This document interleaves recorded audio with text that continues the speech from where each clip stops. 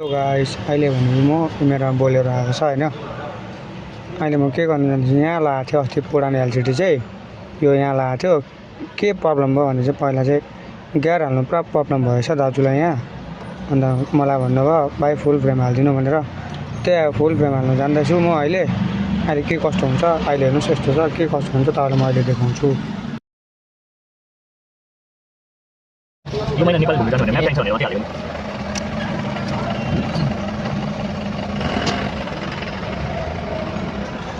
finally यहाँ चाहिँ काम चाहिँ सक्सेस भइसकेको छ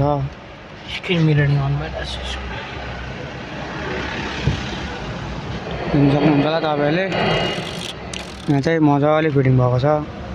फुल फ्रेम हालेको बोलेरोको पहिला चाहिँ तल लगाएको थियो दाजुले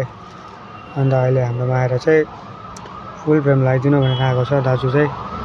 लगाइदिएको छ हामीले चाहिँ फुल फ्रेम यस्तो हुन्छ है सक्नुहुन्छ होला तपाईँले